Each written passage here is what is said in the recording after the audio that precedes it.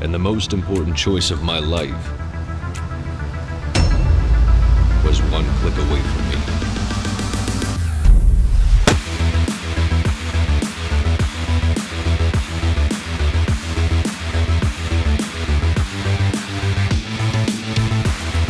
I had to get him talking.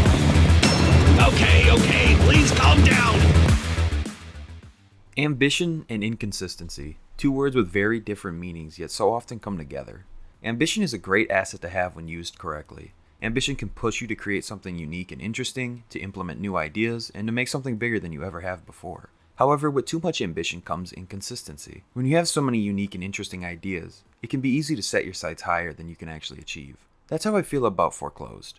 While it had so many great ideas and felt entirely unique, there's an inconsistency from section to section that leaves it feeling a bit incomplete. You can really tell that some game elements had more work done on them than others. So let's take a deep dive, shall we?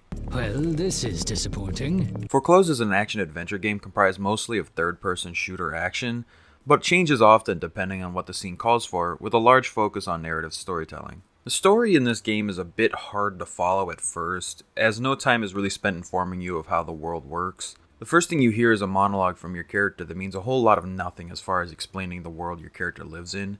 In fact, the only way to find information is in the 4th trailer on the Steam page. Look, I'm not a game designer, but you really can't rely on a trailer to give that kind of information. That needs to be present in the actual game. It would have helped even if the trailer was just the opening cinematic before you press start to get to the main menu. Anything to convey that information right away so you can understand the dilemma your character is in. You see, in this world, when you're born, you're given implants by the state. These implants carry your identity, allow you to seamlessly interact with the blockchain, and give people abilities beyond what they're naturally capable of.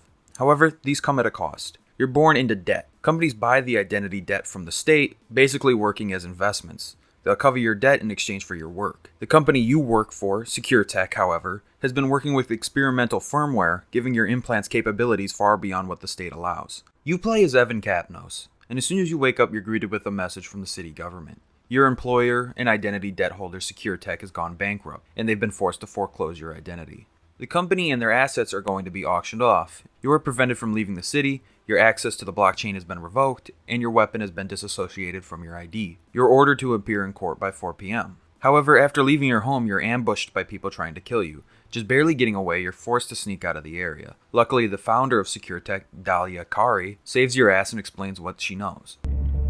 Kapnos, right? Glad to see you're still alive.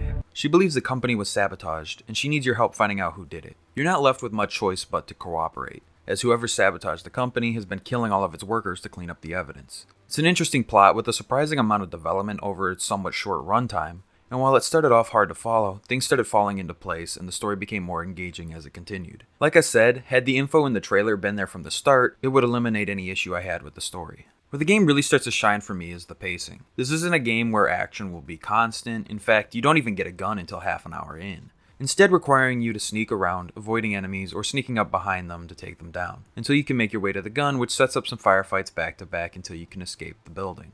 I think this is a great way to start off the game. This is consistent through the game as well.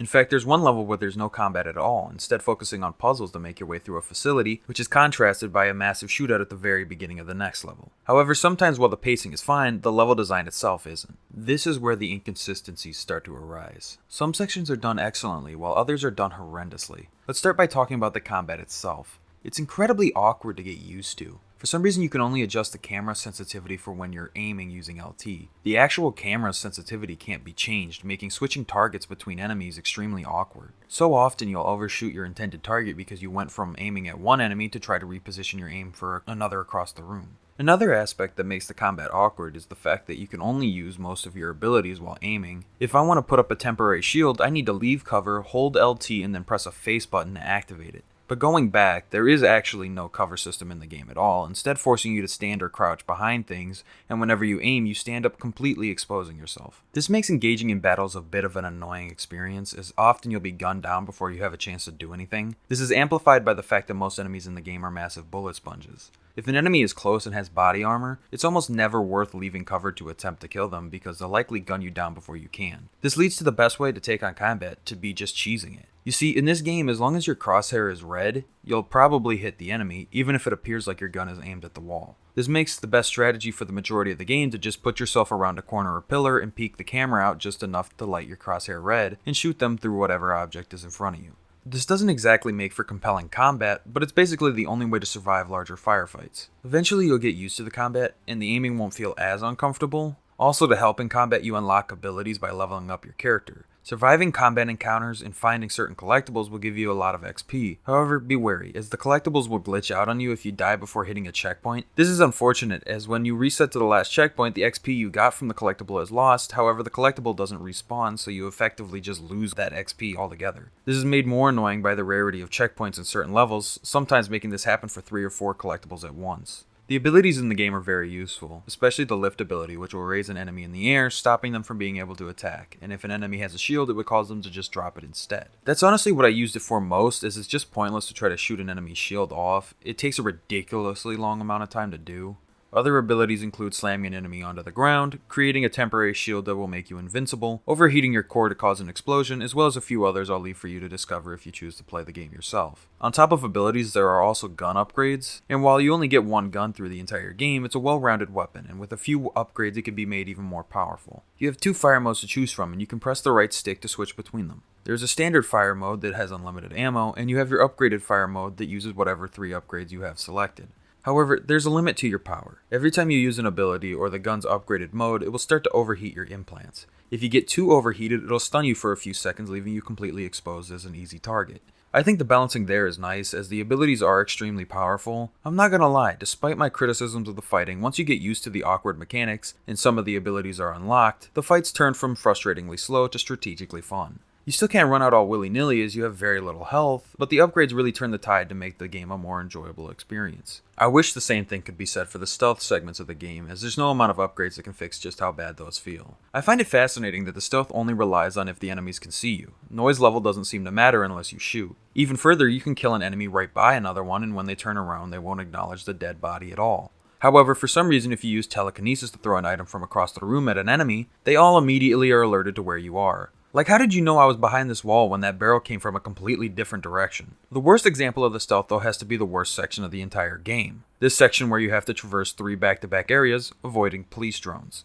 These sections force you to move to a locked gate, then attempt to hack it, just for the power to be disabled, and you have to go and find 3 circuit panels to reactivate the gate. The way you find these panels is through a game of hot and cold, where the closer you are to the panel, the more bars light up on your indicator.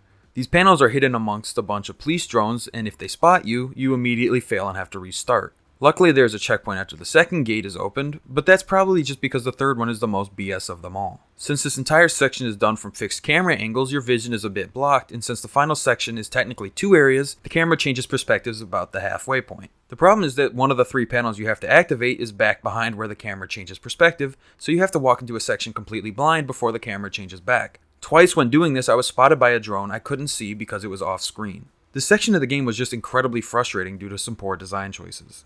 The game's at its best when it's progressing the story and showing off its incredible artistic comic book style. The sections of the game where there are light combat sequences and environmental storytelling is when the game really gets its chance to win you over.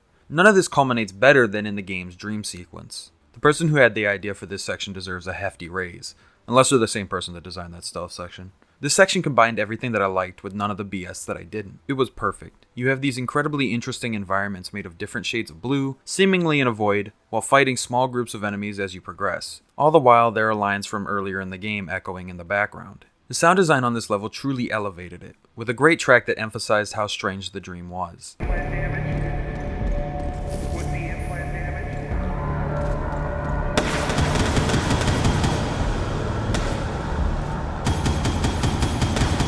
That sound design extends to the whole game as well.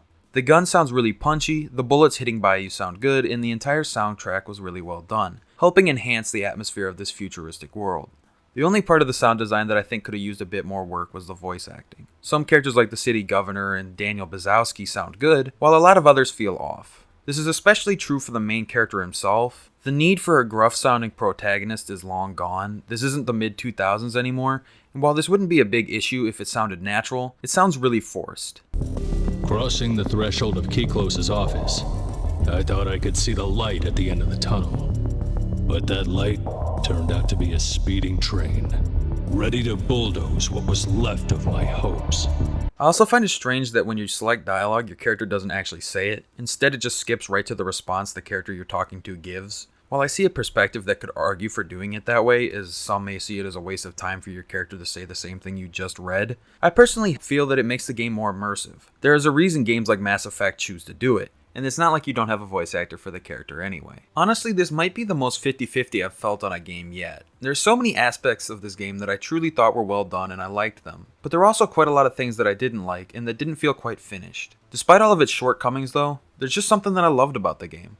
I look back at it with positivity, and I think that if you're someone with some patience, you probably will too. This is a niche title that will appeal to those who enjoy something unique and can look past its problems to see its brighter side. If after everything I said this game still interests you, then I recommend picking it up, as you'll fit that niche. But if what I said turned you off of the game, then I'd recommend passing on it. This is just a love it or hate it type of game.